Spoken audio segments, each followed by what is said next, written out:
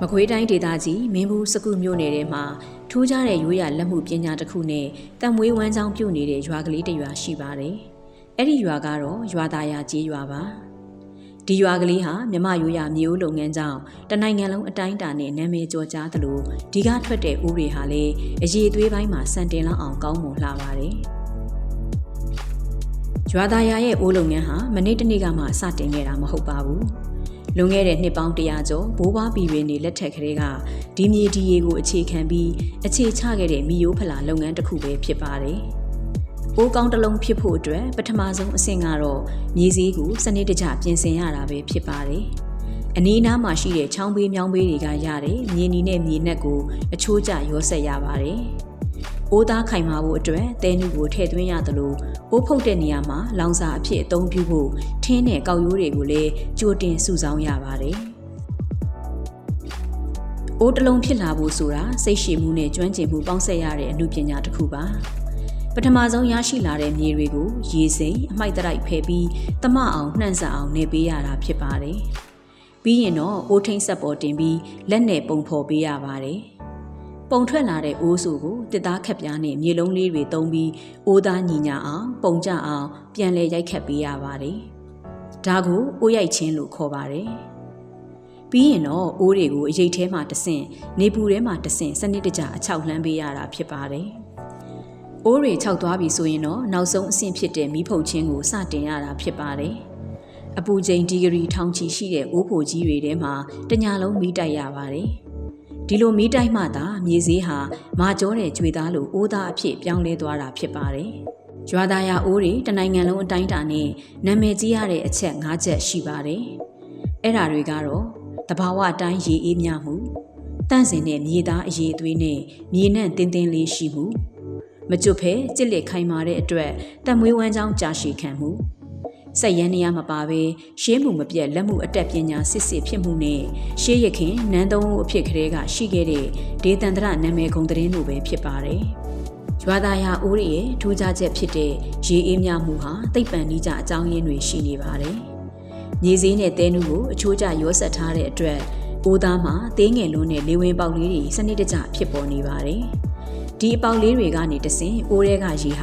အပြင်ဘက်ကိုအမြဲတမ်းအငွေ့ပြန်နေပြီးအပူကိုစုပ်ယူသွားတာကြောင့်ရေခဲတစ်တာတွေကထုတ်ထားသလိုမျိုးတဘာဝအတိုင်းအေးစိမ့်နေတာဖြစ်ပါတယ်။ဒါအပြင်အိုးတစ်ကိုရေဆဆထည့်ခြင်းမှာထွက်ပေါ်လာတဲ့မြေနှံတင်းတင်းလေးဟာတခြားအိုးတွေမှာမရနိုင်တဲ့ရွာသားရအိုးရဲ့ကိုယ်ပိုင်ဟန်ပဲဖြစ်ပါတယ်။အိုးလုပ်ငန်းဟာရွာသားရသားတို့အတွက်စီးပွားရေးလုပ်ငန်းတစ်ခုတည်းမကပဲသူတို့ရဲ့ဘဝနဲ့စရိုက်ကိုဖော်ကျူးနေတဲ့အရာလေးဖြစ်ပါတယ်။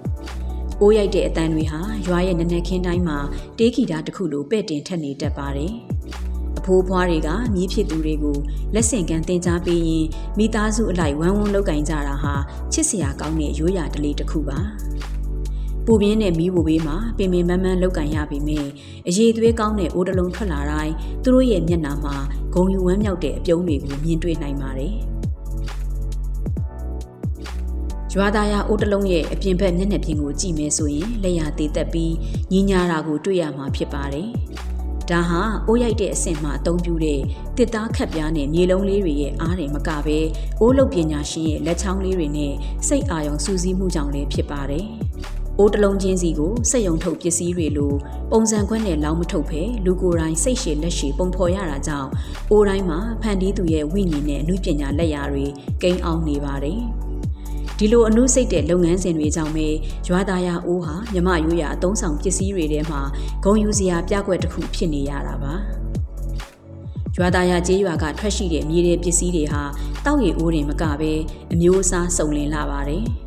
ရှေးမှုမပြတ်ဟင်းချက်ရမှာသုံးတဲ့မြေအိုးတွေအလှဆင်ဖို့အတွက်ပုံစံအမျိုးမျိုးထုတ်လုပ်ထားတဲ့ပန်းအိုးတွေနဲ့ကလေးငယ်တွေအတွက်မြေစုဘူးလေးတွေအထိပါဝင်ပါတယ်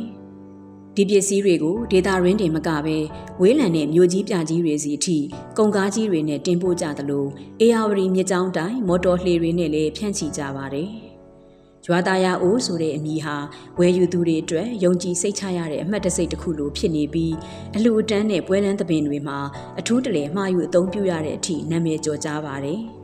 ဒီနေ့ခေတ်မှာစိန်ခေါ်မှုတွေများပြားလှပေမဲ့လည်းရွာသားရာကအိုးလုပ်ငန်းရှင်တွေဟာသူတို့ရဲ့ရိုးရာကိုလက်မလွတ်တမ်းစုပ်ကင်ထားကြဆဲဖြစ်ပါတယ်။ ကုန်ကျန်းတွေဈေးနှုန်းမြင့်တက်လာတာပလတ်စတစ်အသုံးဆောင်တွေလွှမ်းမိုးလာတာတွေရှိပေမဲ့မြေသားနဲ့ထိတွေ့ရတဲ့ဒီအလုပ်ပေါ်မှာသူတို့ဂုဏ်ယူနေကြစေဖြစ်ပါတယ်မြေကနေရွှေဖြစ်အောင်လုပ်တဲ့အတက်လို့တင်စားကြတဲ့အတိုင်းရိုးရိုးရွှွန့်မြေကိုအဖိုးတန်တဲ့အသုံးဆောင်တွေအဖြစ်ပြောင်းလဲပေးနေတဲ့သူတို့ရဲ့လက်မှုပညာဟာဒေတာရင်းစီးပွားရေးကိုလည်းအထောက်အကူပြုပေးနေပါတယ်။အနာဂတ်မှာရွာသားရအိုးလုပ်ငန်းဟာပြည်ရင်းဈေးကွက်တင်မကပဲကမ္ဘာလက်ခရီးသွားတွေကိုဆွဲဆောင်နိုင်တဲ့နေရာတစ်ခုဖြစ်လာဖို့မျှော်လင့်ချက်တွေရှိနေပါတယ်။ရိုးရလက်မှုပညာကိုအခြေခံတဲ့ခရီးသွားလုပ်ငန်းနဲ့ချိတ်ဆက်နိုင်ရင်ဒေသခံလူငယ်တွေအတွက်အလုပ်ကိုင်ခွင့်လန်းသစ်တွေရရှိလာမှာဖြစ်ပါတယ်။ခေတ်စနစ်တွေဘလို့ပင်ပြောင်းလဲလာပါစေရွာသားရဲ့နေအိုးလေးတွေကတော့နေရာဒေသအနှံ့မှာလူသားတွေရဲ့ရေးစားပြေဖို့နဲ့ဟင်းလျာတွေကောင်းမှုအတွက်ဆက်လက်အကျိုးပြုနေအောင်မှာဖြစ်ပါတယ်ရှင်။